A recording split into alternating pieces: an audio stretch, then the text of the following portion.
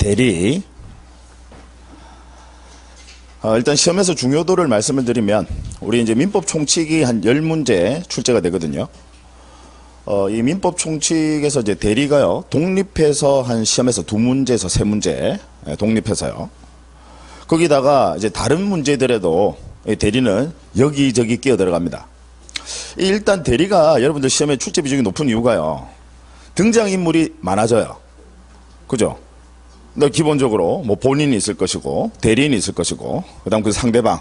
일단 기본 항상 3명이죠. 그래, 갑을병 3명이 등장합니다. 거기다가 뭐 다른 사람들까지 또 등장을 하게 되면, 특히 이제 복대리 가게 되면요, 더 등장해버려요. 그래서 여러분들, 우리 시험이 간략한 사례형으로 주로 출제가 되지만, 조금 복잡한 사례형 문제도 가끔 40문제 중에서 한 2-3문제 정도는 출제가 되거든요. 복잡한 사례가요. 그러면 거기 이제 갑을병정, 그 다음 뭐예요? 무, 기. 제가 경까지 나온 걸 본 적 있어요. 물론 극히 드물지만, 그거는. 그래서 경자, 한자를 거기 가서 처음 보는 분도 계세요. 그래서 여기저기 우리 민법 전반에 걸쳐서 출제가 되는 부분입니다. 대리. 그 다음에 오늘 또 하실 이제 무효 취소. 얘도 마찬가지예요. 얘도 시험에서 독립해서 뭐 최소 2문제, 에서 또 3문제까지도 출제가 됩니다. 무효 취소도요. 거기다가 뭐 무효 취소는 당연히 우리 민법 전반에 걸쳐서 전부 다 등장을 합니다. 그러니까 오늘 하는 부분이 사실 뭐 소위 이야기하는 가성비가 엄청 좋아요. 그리고 반드시 또 알아두셔야 되는 부분이고, 그 다음에 조금 다른 부분에 비해서는 어렵다, 그죠? 쉽게 생각하시고 항상 자신감 가지시고 임하시기 바랍니다. 자, 먼저 우리 대리, 의와 그 구조, 즉 법률관계부터 좀 살펴봅니다.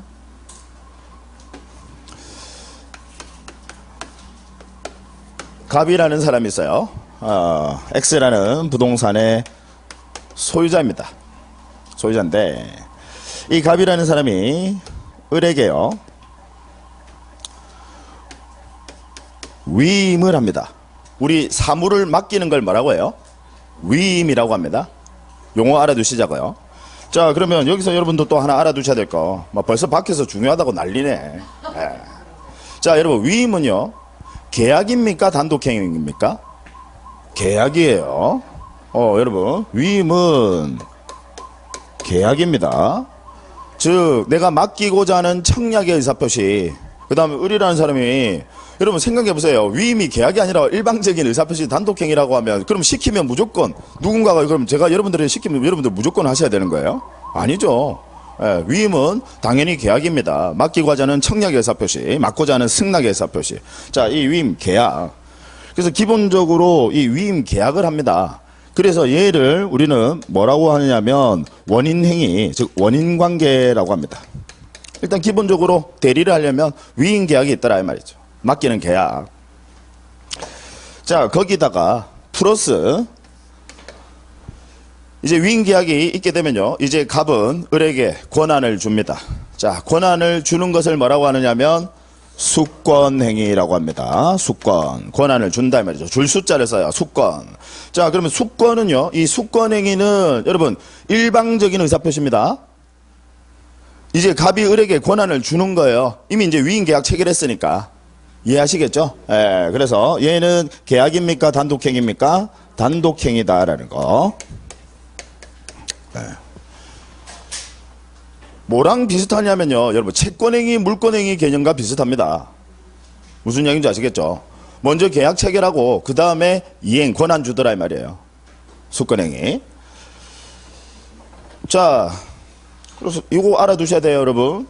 그래서 만약에 이 원인관계인 위임계약이 얘가 종료가 된다라면, 위임계약이 어떤 뭐 서로 간에 계약을 해제를 한다든지 위임계약이 종료가 돼요. 그러면 대리권은 어떻게 됩니까, 여러분?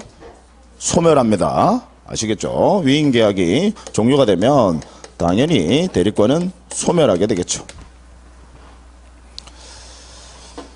자, 그러면 자, 우리 맡기는 사람, 이 갑을 뭐라고 하냐면 본인이라고 합니다.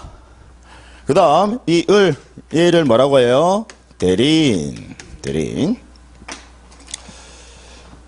자, 지금 이 갑이라는 사람이 을에게 뭐에 관한 권한을 줬냐면 수권, 뭐에 관한 수권을 했느냐면 내 거 좀 팔아주세요. 매도에 관한 수권을 했습니다. 권한을 줬어. 그러면 이제 을이라는 사람이 병이라는 사람과 매매 계약을 체결을 합니다. 그래서 직접 법률행위를 하는 사람은 누구예요, 여러분? 을 대리인이에요. 그래서 항상 나중에 이제 고지에서 하시겠지만 그 의사표시의 하자 유무나 이런 것들은 뭐 선이냐 악이냐 또는 과실이 있느냐 없느냐 얘들은 뭐 누구를 기준으로 판단을 해요? 항상 누구를? 대리인 기준으로 판단한다는 거. 얘가 직접 법률행위 하는 사람이야. 아시겠죠? 다만 그 효과는 오롯이 전부 다 그 효과는 누구에게 기속이 되는 거예요? 본인에게 기속이 되는 겁니다. 그래서 이때 이 병이라는 사람을 우리는 거래의 상대방이다라고 이렇게 표현을 하고요. 그 다음에 이 매매의 효과는 오롯이 누구에게 기속이 된다? 본인에게 기속이 됩니다. 그래서 이 본인에게 그 효과가 귀속이 되더라라는 거죠. 그래서 제가 다시 강조를 드리지만 우리 항상 법률행위를 직접 하는 사람은 누구다? 대리인. 그래서 이 하자 유무는 전부 다 누구를 기준으로 판단하셔야 된다? 대리인. 근데 우리 앞에서 예외 있었다 그죠? 예. 우리 불공정한 법률행위에 있어서 궁박은 누구 기준으로 판단하셔야 돼? 본인 기준으로. 궁박은 본인 기준으로. 지금 쪼들리는 상태에 그건 본인 기준으로 판단을 하셔야 된다. 자, 그 다음에 그럼 만약에요. 을이라는 사람이 미성년자예요. 자, 미성년자.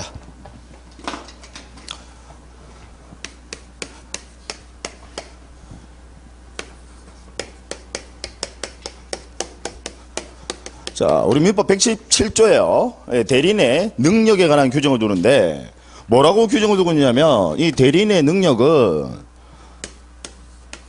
행위 능력을 요하지 않는다. 즉 불료. 얘는 어차피 그 효과는 본인에게 기속이 되니까 대리인에게 효과 기속되는 거 아니거든. 완전히 본인에게 기속이 돼요. 그래서 본인과 대리인은 동일시한다라는 겁니다. 완전히 효과는 얘한테 기속이 되니까. 그러면 얘가 가령 제한 능력자라 하더라도 대리인이 제한 능력자라 하더라도 어차피 그 책임은 본인이 기속이 돼.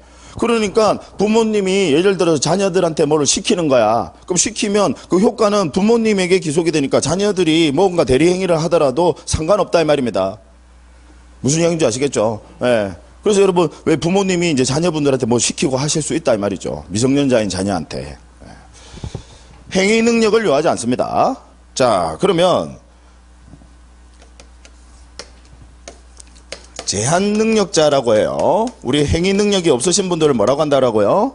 제한 능력자라고 하는데 이 제한 능력자에는 세 가지가 있습니다. 먼저 첫 번째가요. 미성년자. 그 다음 두 번째가요. 피한정 후견인. 그 다음 세 번째가요. 피성년 후견인. 민법에서는 좀 고상한 이제 용어를 씁니다. 우리 피한정 후견인을 뭐라고 하냐면 심신미약이라고 합니다. 심신미약. 여기서 신자는 제가 다시 말씀을 드리지만 몸 신자 아니에요. 정신할 때 신자입니다. 마음과 정신이다 이 말이지. 마음과 정신이 미약하다 이 말은 쉽게 말하면 오락가락한다 이 말이에요. 우리도 오락가락 많이 하잖아요, 그죠? 네. 근데 제가 여러분 혹시나 높아시면 말씀드리지만 우리도 좀 오락가락 한다고 우리가 피한정 후견인 아니에요. 네. 왜냐하면 피한정 후견인은 법원에서 선고 심판을 받아야 피한정 후견인이 되는 겁니다. 그냥 오락가락 한다고 다 피한정 후견인 아니에요.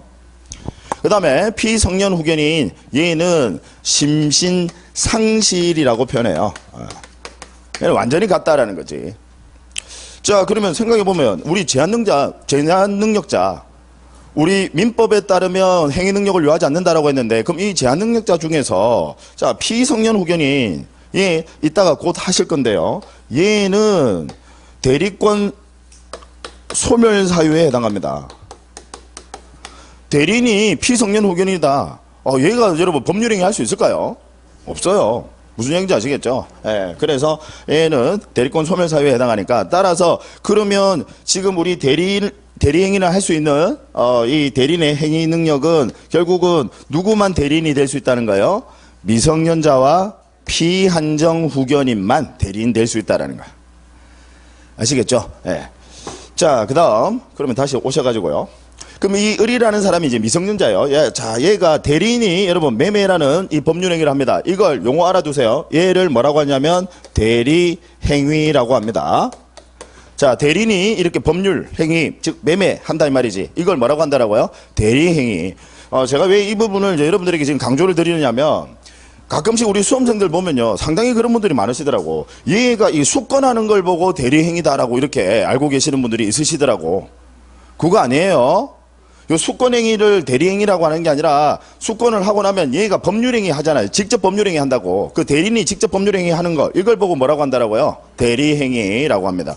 일단 용어를 아셔야 문제를 푸시지. 아시겠죠? 용어 알아두셔야 돼요. 대리인이 법률행위 하는 거, 이걸 우리는 대리행위라고 한다. 자, 그러면 다시 여기 오셔가지고요. 그러면 이 미성년자 매매라는 대리행위 할 수 있습니까? 없습니까? 있어요. 우리 민법 117조에 따라서 예, 가능하다, 그죠? 자, 그런데 문제는 가령 이 을이라는 사람의 A라는 법정 대리인이 있습니다. 즉 부모님 법정 대리인이 있어. 자, 그럼 이 법정 대리인이요, 만약에 이 을이라는 사람이 각과 위임 계약을 체결함에 있어서 이 법정 대리인의 동의를 얻지 않았어요. 자, 여러분 동의를 얻지 않으면 기억나십니까? 우리 제한 능력자가 법정 대리인의 동의를 얻지 않고 법률행위를 하면 취소할 수 있다 돼 있거든요. 오늘 또 이따 나중에 하시겠지만 취소할 수 있다 돼 있어. 자, 그래서 이제 시험에 출제를 합니다. 뭐라고 출제를 하느냐면, 자, 이 법정 대리인이 얘가 동의도 얻지 않고 위임 계약을 체결했으니까, 누가? 갑과 을이 위임 계약 체결했으니까, 자, 이 매매라는 이 대리 행위를 얘가 취소할 수 있겠느냐? 그걸 시험에 출제를 해요. 자, 여러분, 아까 제가 대리는 행위 능력을 요해요, 요하지 않아요? 요하지 않습니다. 그래서 얘가 직접 법률 행위를 한 이 매매라는 대리 행위 자체를 취소하는 것은 불가하다라는 거. 이건 안 된다라는 거. 시험에 잘 출제해요. 아시겠죠? 그러면 부모님 입장에서 봤을 때, 동의도 얻지 않고 을이라는 애가 공부도 안 하고 자꾸 얘 누군가 대리하고 돌아다니더라는 거야. 애가 좀 똑똑한가 봐. 그러니까 막 대리하고 돌아다니는 거야. 그럼 이거 막고 싶어요. 그러면 어떻게 하셔야 될까? 여러분이 A다. 어떻게 하실까요? 자, 이 법률행위 자체, 즉 대리행위를 취소할 수는 없습니다. 다만 이 위임계약, 여러분, 요 위임계약 있죠? 계약을 체결함에 있어서 동의도 얻지 않고 위임계약 체결했죠?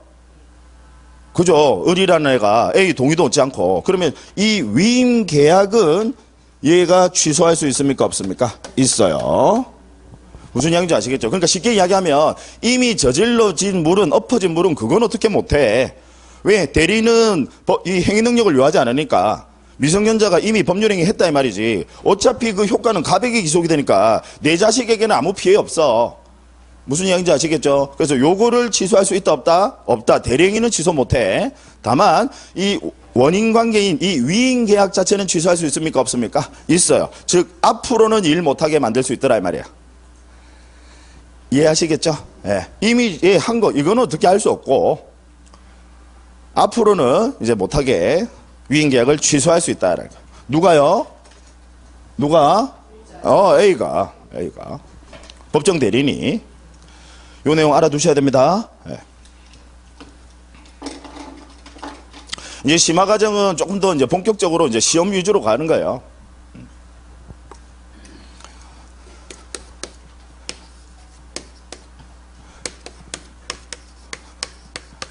자, 대리의 종류.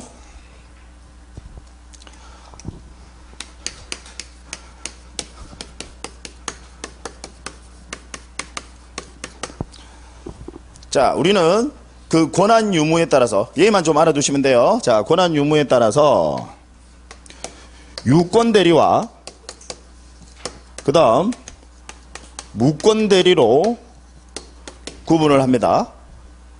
말 그대로 유권 대리는 권한이 있는 대리인, 그 다음에 무권 대리는 권한이 없는 대리. 자, 이 무권 대리는 다시 또 두 가지로 구분을 해요.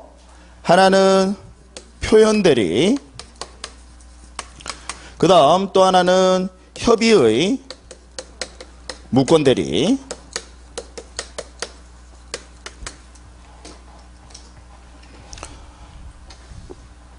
자, 표현 대리는요. 표현 대리는 뭐냐면, 자, 일단 요거 알아두셔야 돼. 우리 표현 대리는 유권 대리예요, 무권 대리예요?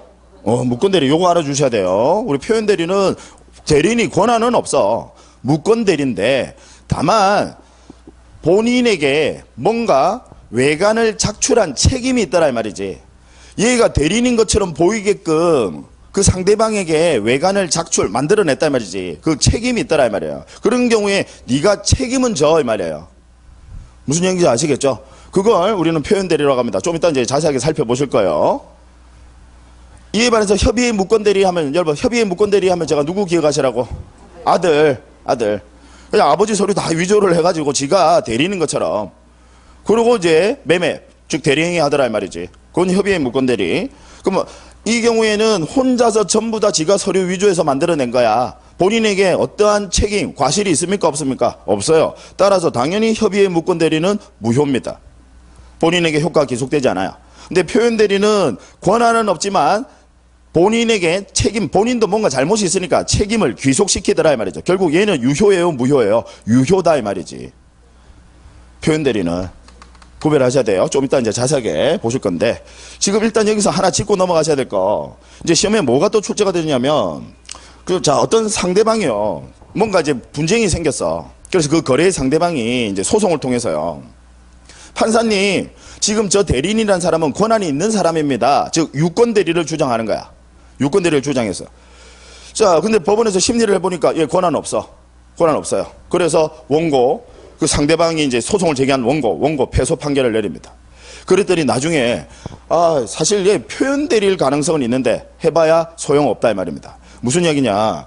자, 이 유권 대리 주장에는 이 표현 대리 주장이, 이 유권 대리 주장에는 이 표현 대리 주장이 포함됩니까? 포함되지 않습니까? 포함되지 않는다는 거. 왜? 얘는 유권 대리고 얘는 표현 대리는 유권 대리예요, 무권 대리예요? 무권 대리다라는 거. 그러니까 그 상대방 당사자가 유권 대리 주장하다가 안 되면 바로 소송해서요. 표현 대리 주장해 주셔야 돼. 그래야 본인에게 책임을 기속시켜. 유권 대리는 당연히 본인이 책임지는 거고. 무슨 얘기인지 아시겠죠? 그럼 그게 아니면 표현 대리 주장은 별도로 해 주셔야 된다 이 말이지. 유권 대리만 주장하면 그 안에 표현 대리 주장이 포함된 거다? 아니다라는 거. 왜? 표현 대리는 무권 대리니까. 꼭 기억해 두셔야 돼요. 여러분, 표현 대리는 자, 유권 대리다, 무권 대리다, 무권 대리다. 전혀 다른 종류니까. 여러분들 뭐 판사님이 우리 민사소송은요, 변론주의 원칙에 따라서 주장하지 않으면 원칙적으로 심사 고려하지 않습니다. 법원은요. 그래서 뭐 예를 들어서 여기 계신 이분이 저를 때렸어요. 그럼 제가 소송을 제기하는 거야. 그래서 나 귀한 사람이니까 이분은 제가 약간 다쳤는데 한 10억 정도는 줘야 돼 하면서 10억 소송 제기해요. 그럼 법원에서 보고 야, 네 10억은 아닌데 라고 하면서 법원이 알아서 그냥 1,000만 원만 지급해 주세요. 이렇게 하지 않습니다. 피고가, 제가 이제 맞은 사람이 제가 원고잖아요. 그럼 이 피고가 뭔가 소송에서 자기가 주장을 하셔야 돼. 사실 저 사람 그렇게 귀한 사람 아니고요 하면서 이제 이분이 주장을 하셔야 돼. 법원 가셔가지고. 그리고 다친 것도 얼마 안 다쳤네 하면서. 무슨 얘기인지 아시겠죠? 예. 우리 민사소송은 철저한 그걸 이제 변론주의라고 하거든요. 다시 말씀드리지만 이 유권 대리를 주장했다라고 해서 이 표현 대리는 전혀 주소가 다른 겁니다. 예, 따라서 유권 대리 주장 속에서는 주장 속에 이 표현 대리가 포함되는 것은 아니다라는 거. 이 부분. 얘도 시험에 잘 출제해요. 즉 유권 대리와 표현 대리는 전혀 다른 거다. 표현 대리는 유권 대리가 아니라 무권 대리다.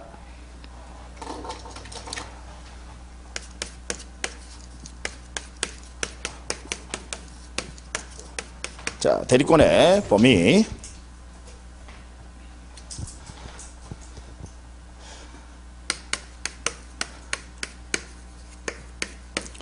우리 임의 대리인이 있고요. 또 법정 대리인이 있는데, 법정 대리인은 말 그대로 법률의 규정에 법률이 정한다 이 말이죠. 법에서 정한 대리인을, 그 법정 대리인의 이제 대표적 예가 부모님이죠. 예.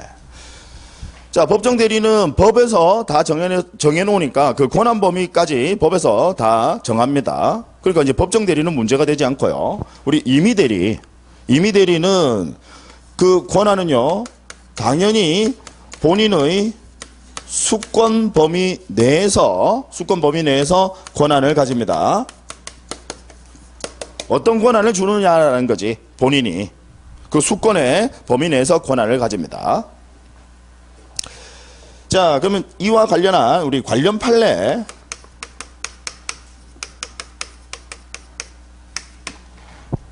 한 4가지 역시 시험에 출제 비중이 높아요. 특히 우리 공인중개사 업무와 관련 있는 판례라서 이제 시험에 출제 비중이 높습니다.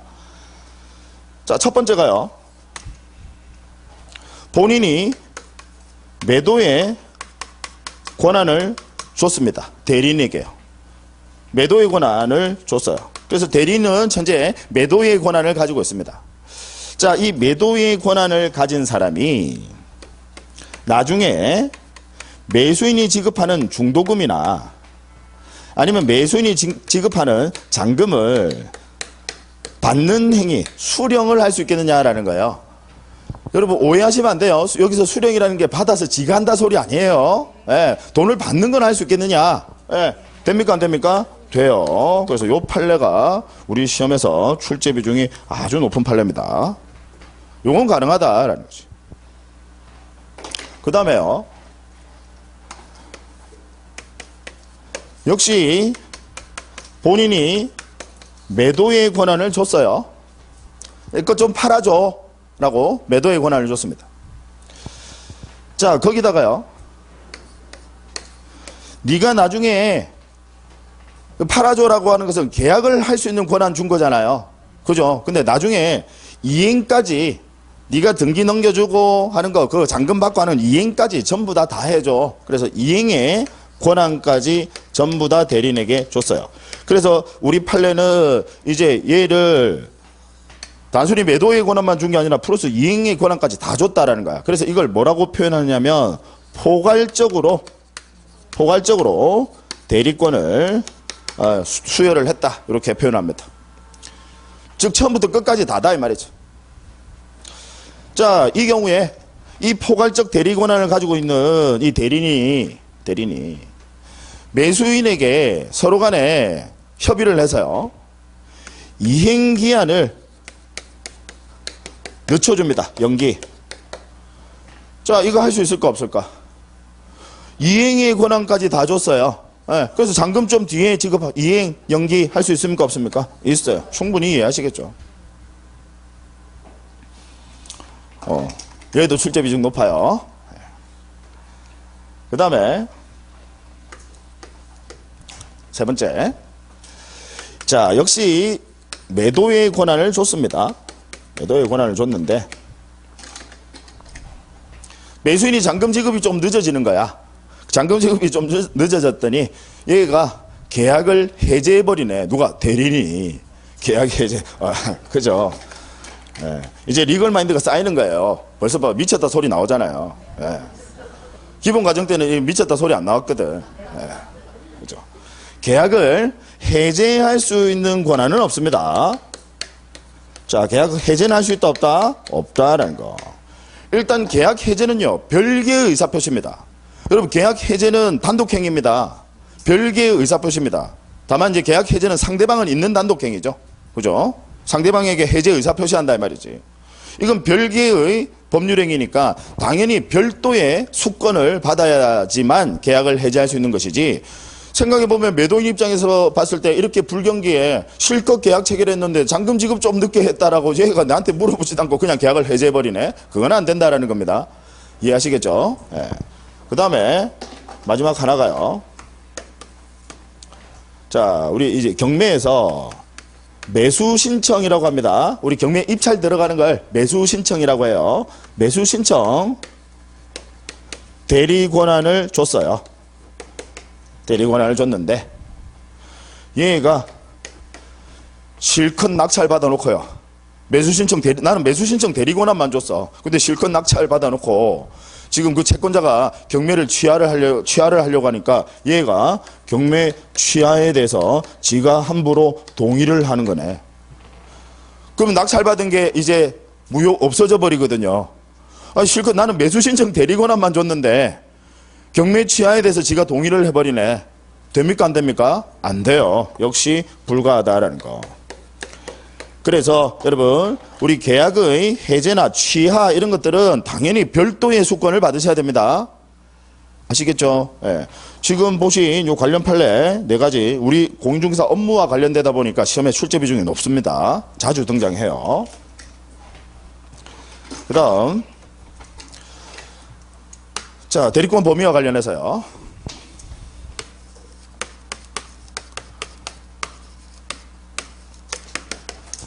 대리권 제한입니다. 먼저 우리 민법에 따르면요. 자기계약,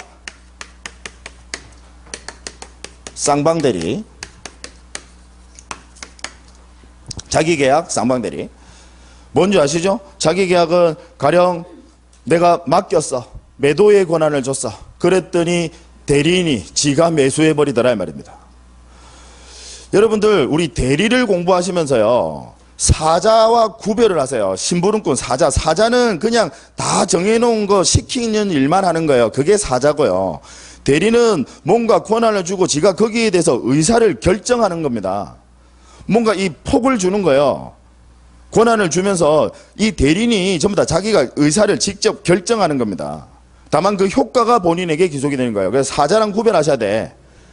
아시겠죠? 그래서 내가 매도의 권한을 줬는데 매수인이 직접 대리인이 지가 직접 매수하더라. 그게 자기계약입니다. 그러면 당연히 본인에게 유리할까요? 불리할까요? 불리하지.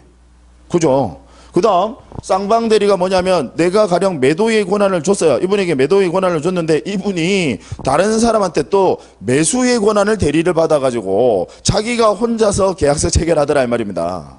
자기가 혼자서 전부 다 의사를 결정해버린다 이 말이지. 대금까지도 다 결정해버리는 거야. 그게 대리거든요. 자 여러분 그거 될까요 안 될까요? 안 돼요. 네, 그래서 자, 정리 잘 하셔야 됩니다. 이 부분 우리 자기계약 쌍방대리는 이렇게 정리하셔야 돼요. 원칙은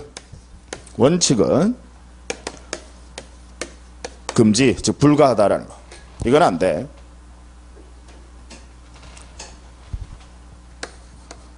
다만 예외가 또 2가지 나와요.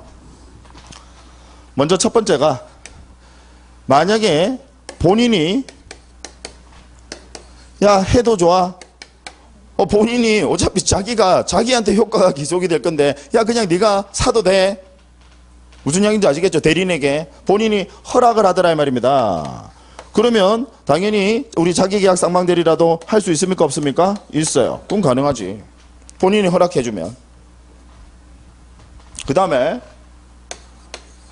또 하나가요. 단순한 채무의 이행, 채무 이행은요. 이거는 의사를 결정하는 게 아니야. 채무의 이행은. 예를 들어서 제가 매도의 권한을 줬어요. 이분에게 매도의 권한을 줬는데 대리인이 저한테 돈 받을 게 있다라는 거야. 대리인이 본인한테 돈 받을 게 가령 1억 돈 받을 게 있어. 근데 이제 매매 대금은 1억 2천을 받았어요. 그럼 그 중에서 1억 어차피 쟤한테 돈 받을 게 있으니까 그 1억은 자기가 변제를 하고요. 변제를 하고 2천만 원만 준다 이 말입니다. 됩니까 안 됩니까? 돼요. 단순한 채무의 이행은 의사를 결정하는 게 아니야. 의사를 결정하는 거는 자기계약 쌍방대리 그건 안 된다 이 말이지. 이해하시겠죠? 근데 단순한 채무 이행은 의사를 결정하는 게 아니니까 이때는 본인의 허락이 없더라도 승낙이 없더라도 얼마든지 자기계약 쌍방대리가 허용된다는 거. 단순한 채무 이행은. 그래서 여러분 왜 우리 법무사님들한테 매도인 매수인이 등기할 때 전부 다 맡기시잖아요. 매도인도 갑이라는 법무사에게 매수인도 갑이라는 법무사에게 다 맡깁니다. 그죠? 그게 쌍방대리거든요. 근데 등기를 접수시키는 것은 단순한 채무의 이행에 불과하다 이 말이지. 그죠? 뭔가 법무사님이 자기가 뭐 가격 결정하고 이런 거 하는 거예요? 의사결정하는 거예요? 그거 아니에요. 단순한 이행행위에 불과하다 이 말이지. 따라서 이때는 쌍방대리도 돼야 안 돼요? 돼요. 그래서 이제 그 부분이 우리 등기법에서도 시험에 출제가 됩니다. 우리 대리 자기계약 상방대리는 원칙적으로 금지가 되지만 등기 신청 행위는 단순한 이행 행위에 불과하니까 자기계약 상방대리가 허용된다. 아시겠죠? 그래서 여러분들 만약에 매도인 매수인이 원래 같이 공동신청 등기하러 공동신청 하셔야 되는데 만약에 매도인이 바빠서 못 간대. 근데 매수인은 시간이 돼. 그러면 매수인이 서류 받아서 자기가 직접 신청합니다. 그게 자기계약이거든요. 돼요 안 돼요? 돼요. 무슨 얘기인지 아시겠죠? 요거 잘 정리해 주시고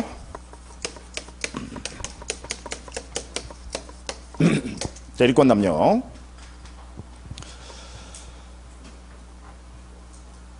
자, 예를 들어 봅니다. 갑이라는 사람이 X부동산의 소유자예요. 을이라는 사람이 있는데 얘가 대리인입니다. 자, 위임계약 체결하고요. 수권을 했는데 뭐에 대한 수권을 했느냐면 팔아줘. 매도에 대한 권한을 줬어요. 을에게. 그랬더니 을이라는 사람이 이걸 병에게 파는데요. 이 병이 이제 상대방인데 아주 저가의 매도를 해버립니다.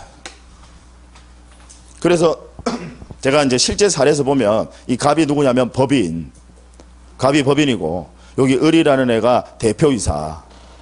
근데 자기 지인, 뭐 부인한테 저가의 매도를 해버립니다. 자, 여러분. 지금 이때 이 대리는요, 요거 아셔야 됩니다. 일단 수권을 받았다, 그죠? 따라서 이 매매라는 것 자체는 권한 범위 내에 있습니까? 권한 범위 밖입니까? 네, 권한 범위 내에 있다라는 거. 중요한 부분이에요. 권한 범위 내에 있습니다. 다만, 대리는 여러분, 누구를 위해서 일을 하셔야 되는 분이에요? 본인을, 지금 갑이라는 이 본인을 위해서 일을 하셔야 되는 분이 저가의 매도를 했다는, 시세보다 훨씬 저가의 매도를 했다는 것은 이 본인에게는 배신적인 행위입니다. 그래서 이걸 우리는 배임행위라고 하고요. 이 경우에는 이 을이라는 사람은 형법상으로 배임죄로 처벌받을 수도 있습니다. 일단 그건 형사상 문제고. 자, 이런 경우에 생각해 보세요. 자, 이 병이라는 사람이 자, 이러한 사실을 지가 알았어. 우리 안 걸 뭐라고 하죠? 악의.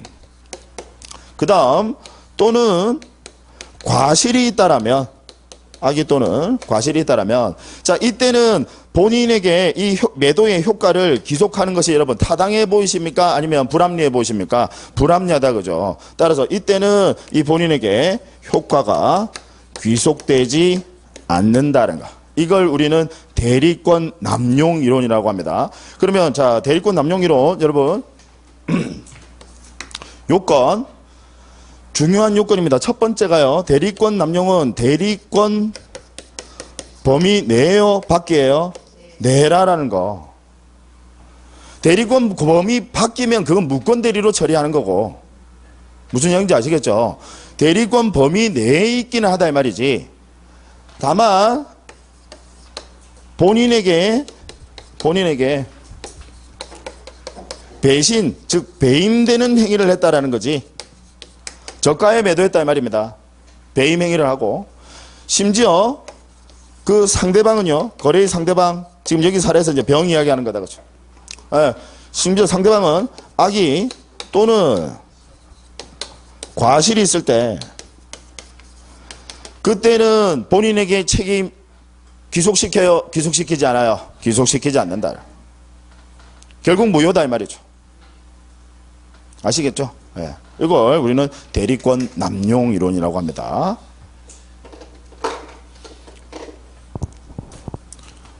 그죠? 법이 참 잘 만들어져 있죠. 여러분 생각해 보시면, 그럼 만약에 이걸 저가에 매도했는데 그 법인에게 효과를 다 기속시킨다. 그러면 이 법인에 있는 주주들은 어떻게 할까요?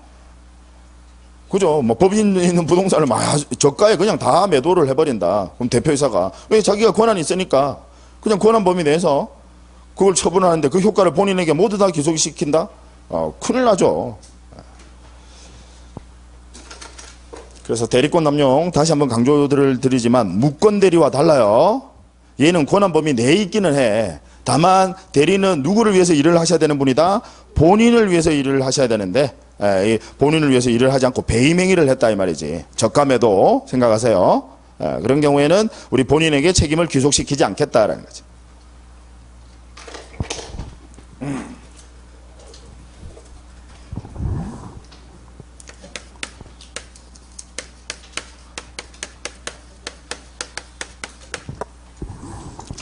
자, 대리권 소멸.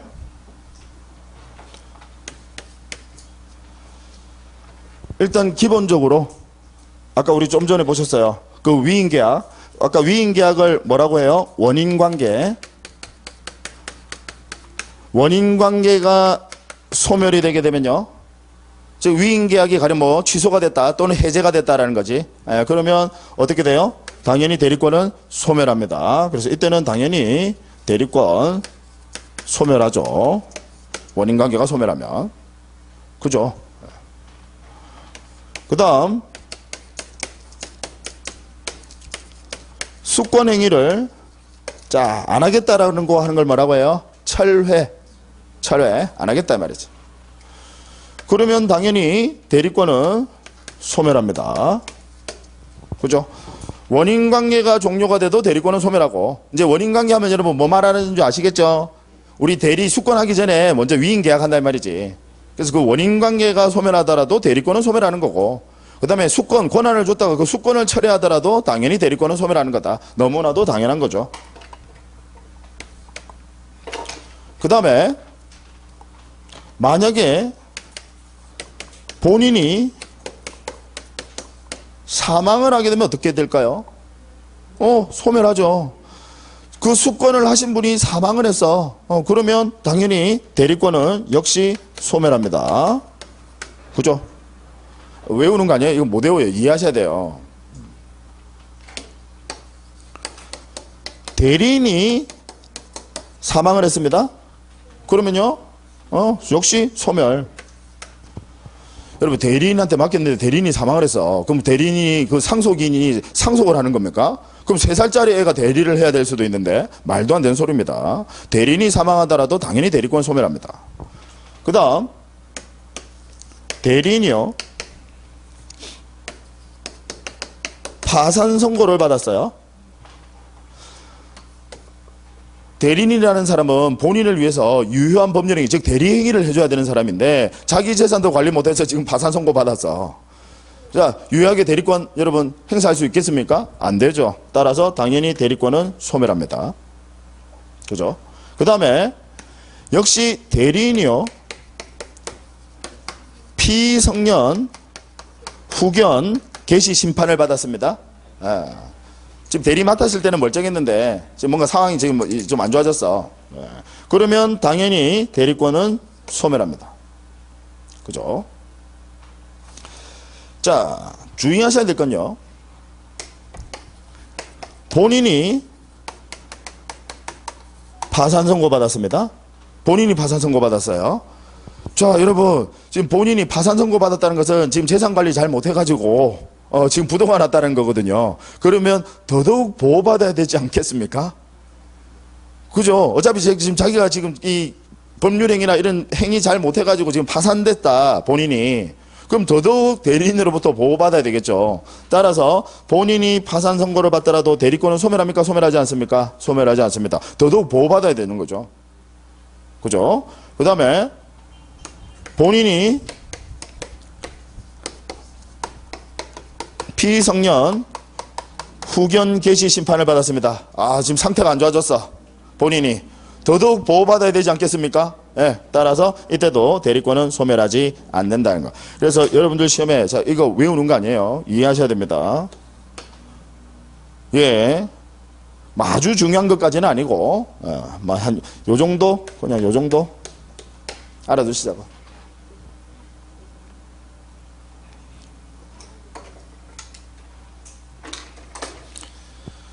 그 다음 이제 좀 이따가 곧 바로 보시겠지만 우리 복대리 대리권이 소멸하게 되면 복대리권도 같이 소멸합니다.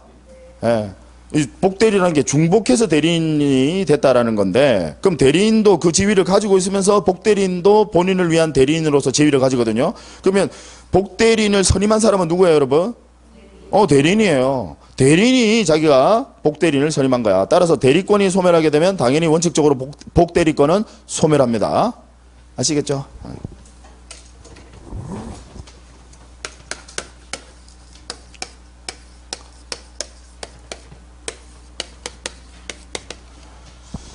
자, 대리행위의 하자.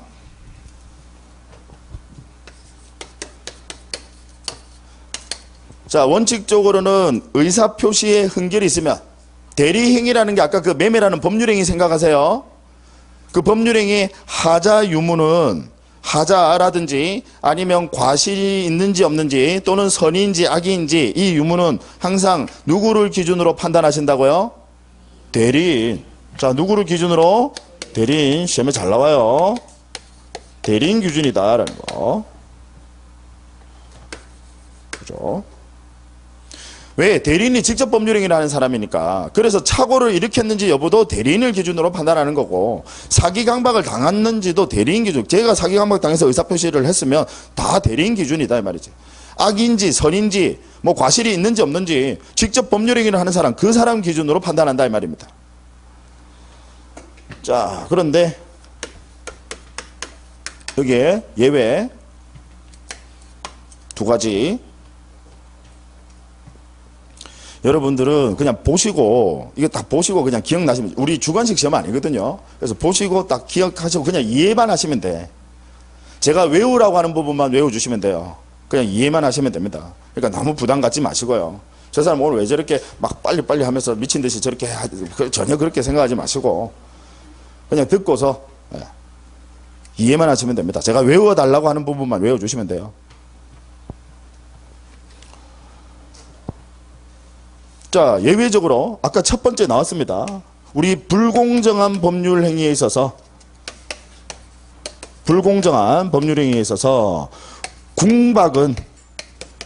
궁박 우리 불공정한 법률행위 민법 104조의 규정이 뭐냐면 당사자의 궁박, 경설, 무경험으로 인하여 현저하게 불균형한 이 법률행위를 하였고 상대방이 이걸 이용했다 이 말이지. 나쁜 놈이다 이 말입니다.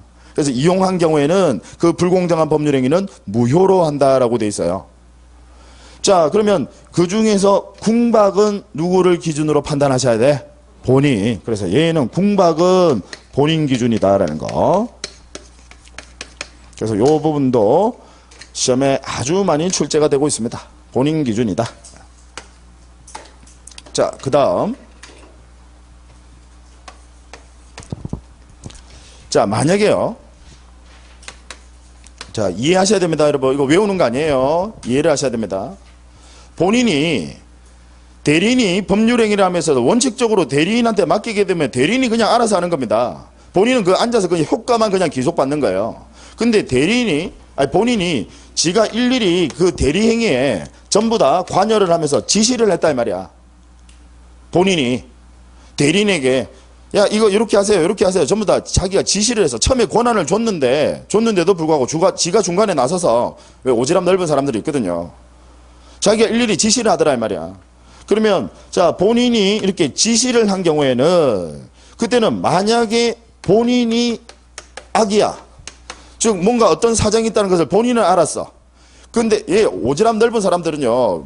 먼 발치에 있어도 다 자기는 알았어. 그런데 문제는 대리인은 만약에 몰라서 우리 모르는 걸 뭐라고 해요? 선이다 이 말. 선의. 자, 그러면 이 경우에는 제가 결론부터 그냥 먼저 말씀을 드립니다. 본인이 구체적으로 법률행위에 개입을 했다 이 말이지. 그 대리행위에 개입을 했는데 본인이 알았어. 근데 대리인은 몰랐어. 그러면 이건 선의로 봐야 될까요? 악의로 봐야 될까요? 악의로 봐야 됩니다. 그래서 이때는 이 대리인도 그냥 악의로 봐버린다라는 거. 본인이 악이라는 거야. 대리인은 몰랐어.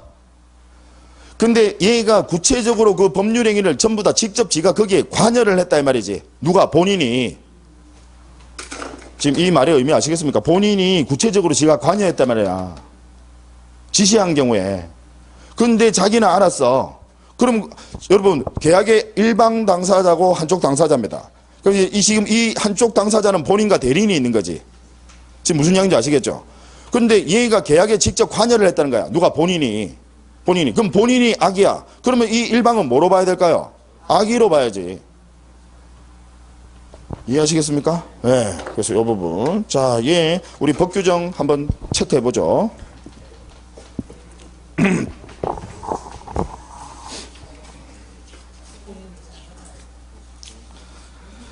교재 81페이지 한번 보세요.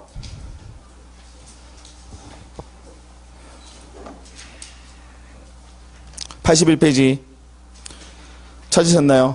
네. 거기 보시니까 116조 조문 한번 보세요. 이 조문을 소홀하게 하시면 안 됩니다. 우리 시험은 100% 조문과 판례로만 구성되어 있습니다.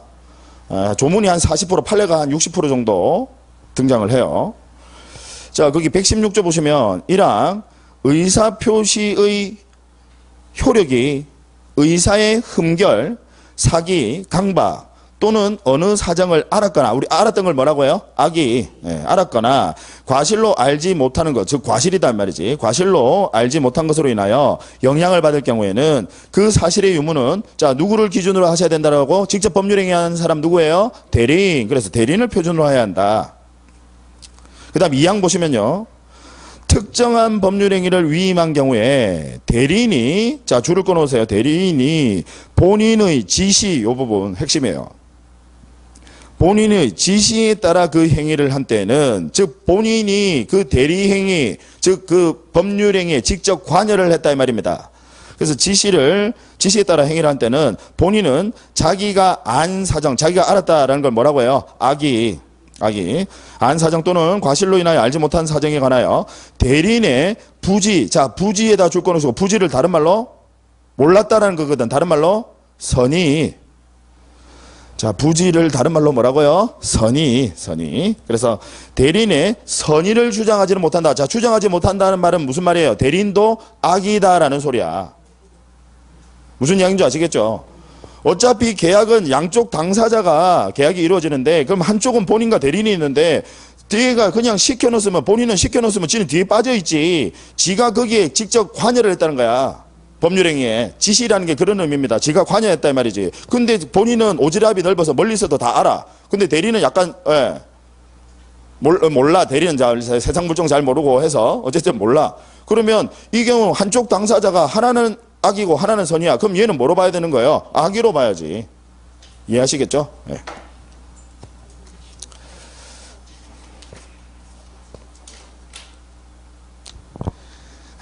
잠깐 쉬었다가 하도록 하겠습니다. 잠깐 쉴게요.